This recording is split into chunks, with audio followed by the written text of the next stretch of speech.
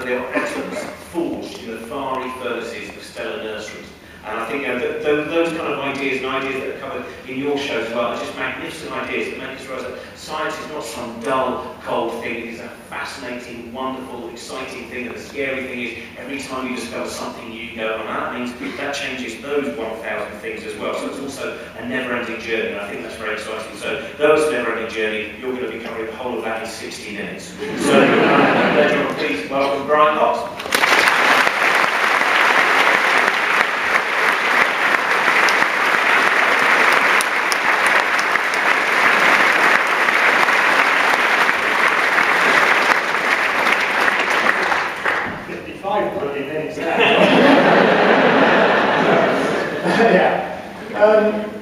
The title of this lecture is the universe, and crucially, the point I want to make, I think, throughout the whole talk is why we should explore it. I should just first say, actually, thank you to Save the Rhino. It's a great pleasure and honour to be giving this lecture, and particularly, as Robin said, it's an honour to be giving a lecture in memory of Douglas Adams. I mean, it is genuinely true that I was indeed 26. And it really was, but it was a great time to be a 10 or 11-year-old. In fact, you had Cosmos, Carl Sagan, and I'll speak about Carl Sagan later as Robin did, and had Hitchhikers, which is really, for me, they were both interlinked together as being, I suppose, affirmed or reaffirmed my belief that I wanted to be a scientist. So it's a wonderful honour to be able to give this lecture. So I think it's right to start with a quote from Douglas Adams. He's well known for many wonderful quotes. This one, I think, summed up very well the place that I went to start. He said, the world is a thing of utter, inordinate complexity. I should say, by the way, he said this in response to a question on, I think it was a chat show, but Richard Dawkins asked him, what is it about science that really gets the blood flowing? So he didn't write this, he just gave an off-the-cuff answer to Dawkins. He said, the world is a thing of utter, inordinate complexity and richness and strangeness that is absolutely awesome.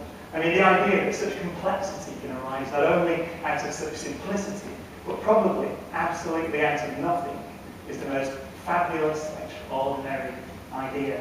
And I think that's the perfect place to start. But, by the way, the beauty of the universe, I think, is revealed in this wonderful picture that I thought I'd show you at the beginning. This is just a common organic galaxy. It's a beautiful galaxy, sometimes known as a sombrero galaxy. It's about 50 million light years from Earth. So it takes light about 50 million years to journey from this thing to us. It looks like gas, but that gas is made of stars. It's slightly bigger than the Milky Way, we think, this galaxy. There are 200 billion stars in that beautiful galaxy, and it's one of 100 billion galaxies in the observable universe. So when Douglas said that the universe was inordinately complex, rich, and strange, there's never a place to start, I think, with a beautiful picture like that. Now, I wanted to just talk about an experience that I had last week, again, by way of introduction. I had the pleasure of talking with a great author called Richard Holmes, who's actually a biographer, primarily of romantic poets, but he wrote an astonishing book called The Age of Wonder. And we actually talked about the Age of Wonder as he defined it just before showing Frankenstein at the National, which is in a sense quintessentially the first romantic scientific novel, raising many issues in science. He defined The Age of Wonder as starting around about 1766, 1768. This painting was painted in 1766 by Joseph Wright. But bizarrely, it hangs in Derby Town Hall. Wright was a painter from Derby. But he was a chronicler of the shift that happened at that time into, I suppose, a new optimistic vision of what science could do. I mean, I actually wrote down the title. It's astonishingly complicated. I don't want to be wrong. It's a philosopher giving a lecture on the orrery in which a lamp is put in the place of the sun. And what Richard Holmes points out is that you see the wonder in the children's faces there. But it's actually a painting that was very controversial at the time because it's a response to something wonderful that was, until this point, kept in art, anyway, for religious paintings. Whereas this is that glow of revelation and wonder reflected in the children's faces. For the first time was painted in this painting, and it's the glow of science rather than the glow of religion or any other belief system. And the reason Holmes coined this phrase, the Age of Wonder, essentially was that 1768 was the beginning of Captain Cook's first circumnavigation of the world. And they went primarily to go to Tahiti to see transits of Venus in 1769. Now, transits of Venus were astonishingly important at that time because of the way that we were able to measure the distances in the solar system. Essentially, you had to watch Venus cross the face of the Sun from two different places on the Earth. And you could just use trigonometry to work out that you'd see a slight time difference because you're viewing it from a slightly different place. And that was the way the scale of the solar system was first ascertained. I think it's wonderful that a country like Britain essentially sent out an expedition which was the equivalent of Apollo. It was astonishingly expensive, bold, dangerous and wonderful. The key point of that expedition was really to measure the size of the solar system. Why? Not because it's beautiful, but because it's wondrous. We were interested in it. So the Age of Wonder, I think, was a wonderful idea. He claims that Holmes finished the Age of Wonder with the Voyage of Darwin in 1831. So a wonderful time in science. And I think the thing that when I read the book, I recommend the book actually, it was wonderful. Holmes quotes Humphrey Davy right at the beginning of the book. Davy is famous probably for, to most people for discovering the Davy safety lamp. He was a great fan of using science to make the world safer. He was also a great publicizer of science. And back in something like, I think, 1780, he said this, which is a great place to start. He said, "Nothing is so fatal to the progress of the human mind than to assume that our views of science are ultimate, that there are no mysteries in nature, that our triumphs are complete, and that there are no new worlds to conquer."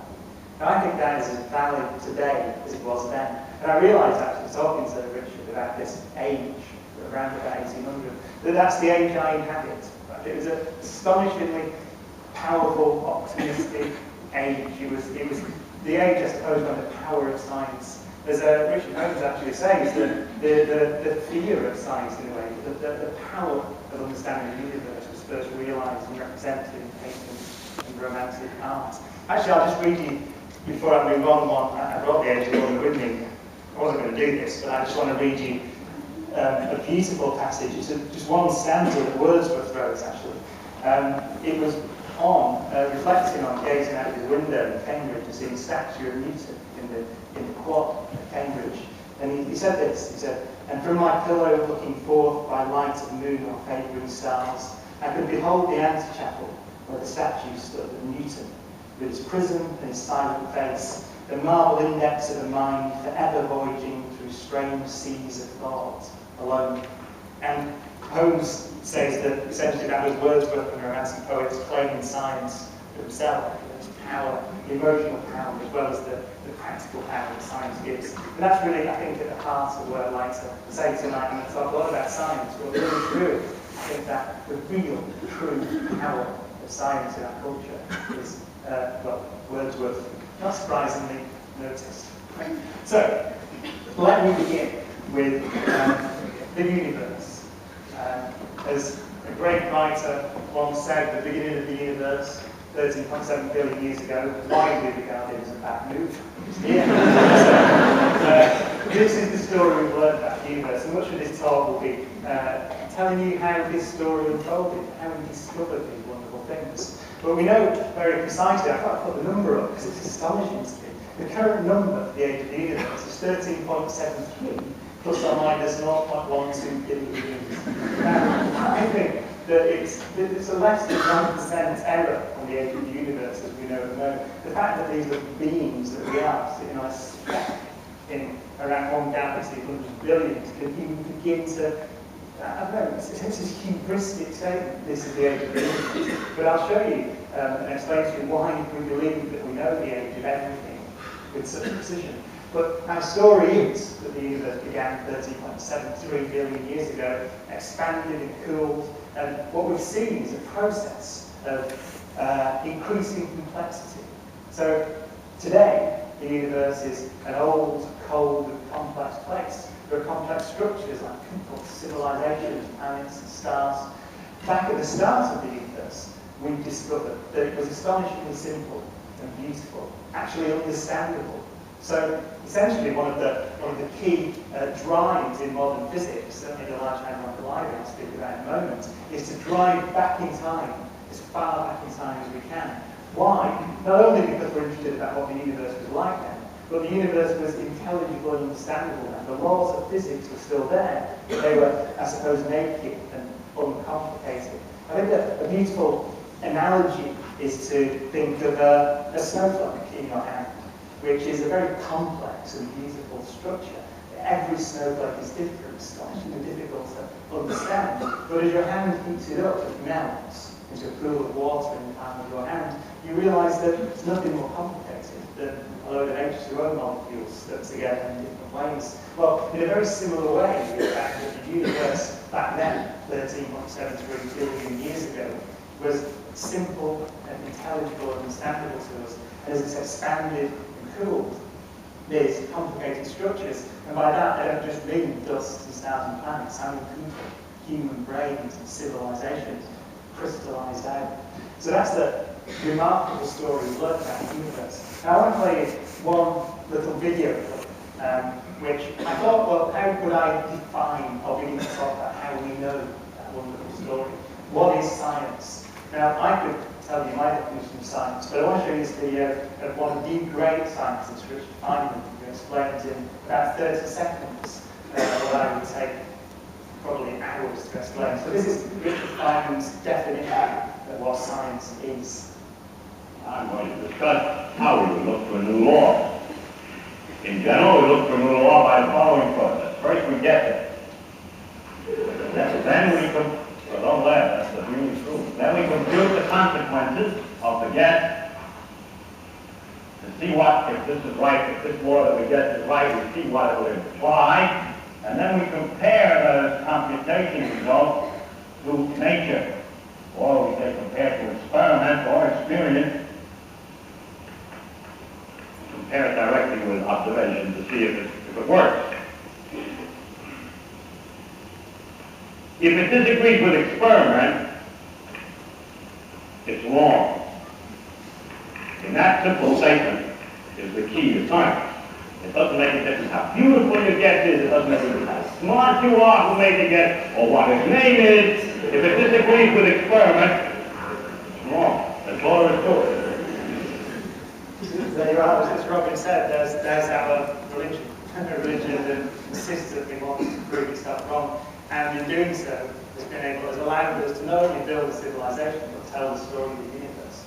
So, with that, how do we know that the universe is expanding? How do we know its age? How do we know that the universe is the way it is? How do we learn that? Well, to begin with, you need to know just a bit about stars, because actually the basis of that understanding comes from our understanding of the stars. And this is a wonderful picture. It looks like computer graphics, but actually it's a real video of the sun, taken by a spacecraft called Soho. You can fit 1 million Earths inside that ball of plasma. It's 15 million degrees at its surface, at the centre, 6,000 degrees at its surface. An astonishingly powerful and beautiful place. We know exactly what it's made of because back in the 19th century, physicists, chemists, astronomers studied the light from the sun, and they found something quite remarkable. This is a picture of the light from the sun. Now, as you know, the light from the sun can be split into a rainbow. That's what a rainbow is. It contains all the colours of the rainbow. But back in the 1850s, 1860s, what was noticed is that rainbow is punctuated by black lines, as you can see in this spectrum from the sun. Now, at the time, atomic structure wasn't understood. It's now easier to explain since 1900s, since 1905, when we knew about the structure of atoms, it's easier to explain what those lines are. So an atom is an atomic nucleus with electrons spread around it. But we learned very soon, after the turn of the 20th century, there's a theory called quantum mechanics, which says that electrons can't just orbit anywhere around the nucleus in the way that planets can orbit around the star. They have to orbit in fixed places, so they can only appear in certain places.